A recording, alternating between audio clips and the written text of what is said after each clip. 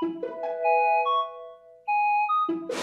this is what I've been walking for an hour for. Wow, this was footage of me before I finally decided to drop everything to pursue my dreams of becoming a farmer. Let me explain. 1, 2, 3, 4. Michelle is unhappy and has a ton of health issues, so she changes her diet with plants, starts working on a CSA farm, falls in love with it, quits music and film school, and enrolls in UMD's College of Ag in hopes of becoming a farmer. Excuse me, I don't want to be rude, but you out of all people want to be a farmer? Well, I never thought I would end up here. But yes, my post-graduation goal is to have my own organic and sustainable farm with the CSA program. Do you have any other questions, or are you gonna roast me again? Oh, and what does CSA mean? Good question.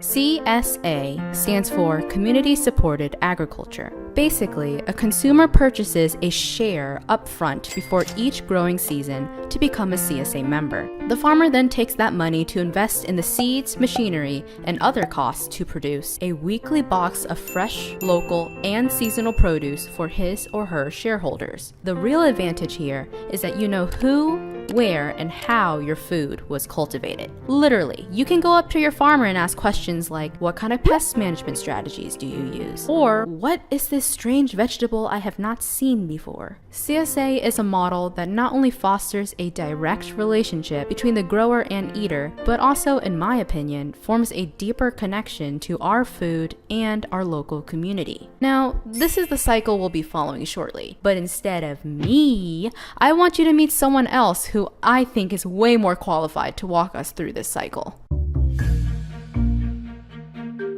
You actually have a degree in photography.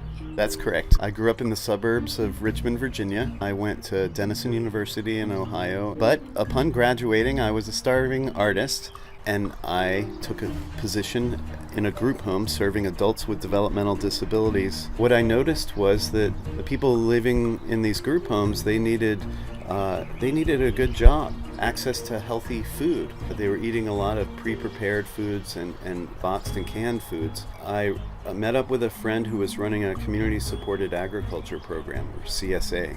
I was going to do this gardening program. Perhaps I start up a CSA farm and hire adults with developmental disabilities to work on the farm. So, It looks like they got everything covered up. I know there's some stuff over here that's not covered, but there's some Russian kale? red Russian kale. Yeah, You're completely booked this season. we are. We sell out pretty quick. It looks like you have such high demand you can't keep up. Well, we choose to be a sustainable farm, so we make choices to stay small so that we can work towards a healthier environment and work to create meaningful jobs and experiences for people with and without developmental disabilities. What we're trying to do is get better at doing that, better and better, and so consequently we've actually shrunk the farm smaller and smaller. We choose not to get bigger. A lot of people will ask about the name Red Wiggler, and if you'll recall, when I started Red Wiggler, I was a starving artist, and I guess I still am on some level. Artists often deal in metaphors, and the name Red Wiggler is a metaphor. Red Wiggler worms create fertile soil where plants are likely to be successful. So our role at Red Wiggler Community Farm is to create the conditions for success. Work with our employees to make sure that they're working meaningful jobs, but they're gaining skills. They're more job ready.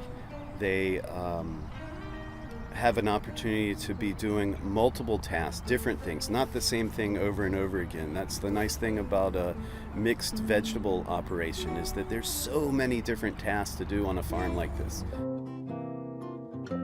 Hans, can we just check in with you real quick? Sure. Hi, my name's Hans Berg. What's your name? Michelle, How do you do, Michelle? My name's Hansi Peter Berg. how long have you been working here? 10 years. Wow.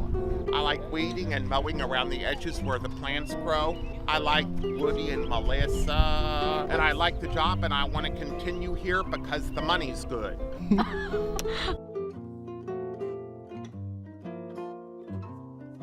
30% of your CSA is low-income families. That's correct. So you're providing healthy and nutritious, high-quality produce to people who can't really afford it. That's true. Yeah, through partnerships with Manna Food Center in Rockville or Gaithersburg, and in partnership with the ARC of Montgomery County and Community Support Services, we deliberately plant, cultivate, and harvest vegetables for group homes. Who doesn't want more people to eat vegetables and be healthy and not be taking medicine and all sorts of pharmaceuticals? You know, the best pharmaceutical may be that beautiful lettuce.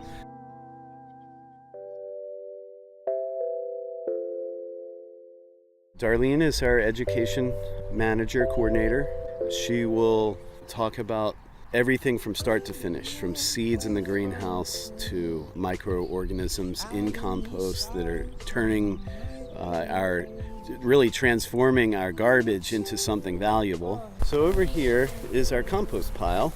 Our customers are welcome to bring their pail of food scraps and table waste to the farm, and they drop off their full pail and they pick up a clean one so they don't have to mess with it.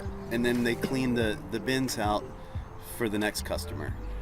So we're reusing plastic product, the cat litter boxes, and then we're recovering that food that would have gone into the incinerator or landfill somewhere.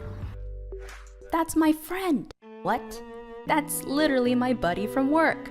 Hey, Phil, don't forget to submit your payroll. You know, I actually learned a lot. Really.